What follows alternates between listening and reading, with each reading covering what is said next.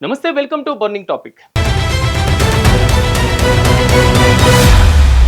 2006 July 11న Mumbai local రైల్లో జరిగిన వరుస బాంబు పేలుళ్లు దేశవ్యాప్తంగా తీవ్ర ఆందోళన కలిగిస్తున్నాయి.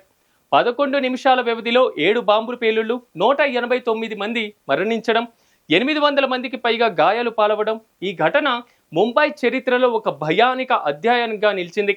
అయితే 19 సంవత్సరాల తర్వాత బాంబే హైకోర్టు ఈ కేసులో 12 మంది నిందితులకు నిర్దోషులుగా ప్రకటించడం సంచలనం సృష్టించింది. అసలు ఈ ఘటన ఎలా జరిగింది, ఎవరిపైన ఆరోపణలు వచ్చాయి, దర్యాప్తు ఎలా సాగింది, ఇన్నాళ్ళు జైల్లో ఉన్నటువంటి వారు ఎలా నిర్దోషులుగా బయటపడ్డారు, ఇక ఈ కేసులో అసలు నిందితులు ఎవరు?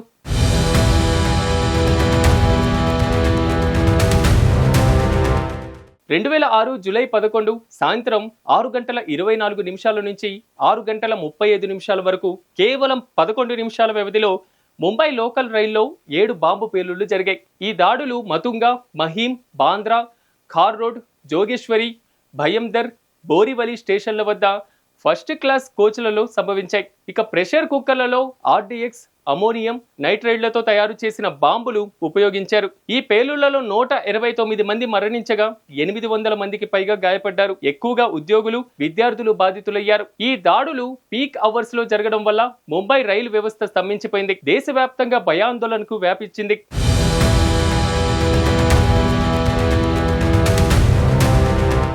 పేలుళ్ల తర్వాత ముంబై పోలీసులు, మహారాష్ట్ర యాంటీ టెర్రరిజం స్క్వాడ్ వెంటనే దర్యాప్తును ప్రారంభించాయి.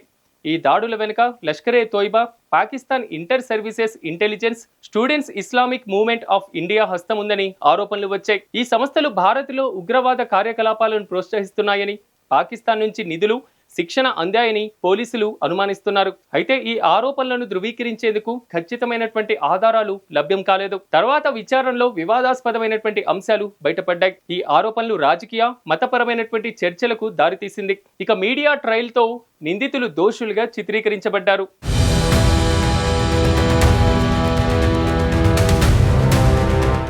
దర్యాప్తు ప్రారంభంలో ఆధారాలు సేకరించడం పోలీసులకు పెద్ద సవాలుగా మారింది. పేలుళ్ల స్థలాల్లో దొరికిన ప్రెషర్ కుక్కర్ ముక్కలు, ఇక ట్రైమర్లు, రసాయనాల ఆనవాళ్లు ఆధారంగా ముంబై ఏటీఎస్ 7 ప్రత్యేక బృందాలను ఏర్పాటు చేసింది. రా ఇంటెలిజెన్స్ బ్యూరో సహకారంతో దర్యాప్తు కొనసాగుతుంది.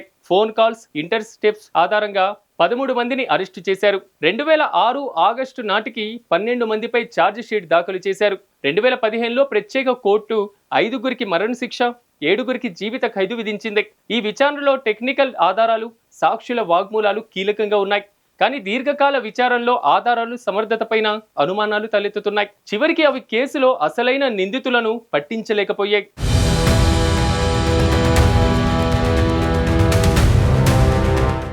ఈ కేసులో 19 సంవత్సరాల తర్వాత బాంబే హైకోర్టు ప్రత్యేక bench justice Ramesh Dhanuka, justice Revati Mehte, డేరేల నేతృత్వంలో సంచలన తీర్పు వెలువరించింది. 12 మంది నిందితులను నిర్దోషులుగా ప్రకటించింది. ఎందుకంటే ప్రాసిక్యూషన్ ఆధారాలను ఖచ్చితంగా నిరూపించడంలో విఫలమైంది. సాక్ష్యాలు నమ్మదగినవి కావు, ప్రాసిక్యూషన్ ఆరోపణలను సమర్థించేందుకు తగిన ఆధారాలు సమర్పించలేదు అని ధర్మాసనం తీర్పులో పేర్కొంది. ఇక బాంబులు, ఆయుధాలు, మ్యాప్లు వంటి ఆధారాల కేసులతో నేరుగా సంబంధం లేదని, ఇక సాక్షుల వాగ్మూలాలు విశ్వసనీయత లేకుండా ఉన్నాయని తేల్చింది. 2015లో ప్రత్యేక కోర్టు ఇచ్చినటువంటి శిక్షలు రద్దయ్యాయి.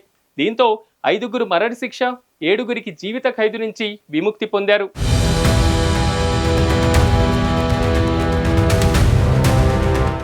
ఈ తీర్పు బాధిత కుటుంబాలు, న్యాయ నిపుణులు, సమాజంలో విస్తృత చర్చకు దారితీసింది. బాధిత కుటుంబాలు తీవ్ర నిరాశ వ్యక్తం చేశాయి. 19 ఏళ్ల తర్వాత న్యాయం చనిపోయింది, దోషులు ఎవరో తెలియకుండానే తమ కుటుంబ సభ్యులను కోల్పోయామని ఓ బాధితుడు వాపోయాడు. న్యాయ నిపుణులు ఈ తీర్పును దర్యాప్తు వైఫల్యంగా చూపిస్తున్నారు. ఇక సాక్షుల సేకరణ, విచారణలో లోపాలు ఈ కేసు నీరు గారిపోవడానికి కారణంగా చెప్తున్నారు. పోలీసులు తొందరపాటు ఆరోపణలతో కేసును బలహీనం చేశారని నిపుణులు వ్యాఖ్యానించారు. నిరపరాధులు 19 ఏళ్లు జైల్లో గడిపారని విమర్శించారు. 189 కుటుంబాలకు న్యాయం దక్కలేదు, నిరపరాధుల జీవితాలు నాశనమయ్యాయని ఏఐఎంఐఎం అధ్యక్షుడు అసదుద్దీన్ ఓవైసీ ట్వీట్ చేశారు.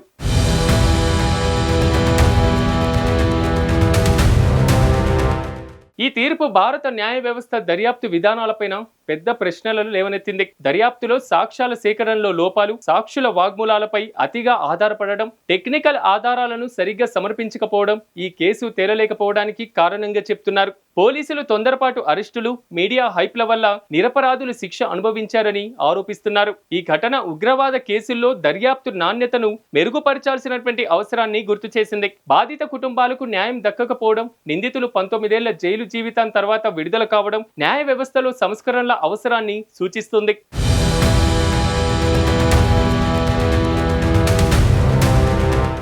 2006 ముంబై రైలు పేలుళ్ల కేసు తీర్పు న్యాయ వ్యవస్థ, దర్యాప్తు విధానాలపైన కీలక పాఠాలను నేర్పింది. ఈ తీర్పు తర్వాత ఉగ్రవాద కేసుల్లో సాక్ష్యాల సేకరణ, శాస్త్రీయ దర్యాప్తు పద్ధతులపైన దృష్టి పెరిగింది. ఇక ఈ కేసు బాధిత కుటుంబాలకు న్యాయం అందకపోవడం, నిరపరాధుల జీవితాలు నాశనం కావడం ద్వారా ఇలాంటి కేసుల్లో రాజకీయ ఒత్తిడి, మీడియా ట్రయల్ను నివారించాల్సినటువంటి అవసరాన్ని గుర్తు చేసింది. భవిష్యత్తులో ఇలాంటి ఘటనలు పునరావృతం కాకుండా దర్యాప్తు సంస్థలు మరింత జవాబుదారీగా వ్యవహరించాలని ఈ తీర్పు ద్వారా తెలుస్తుంది.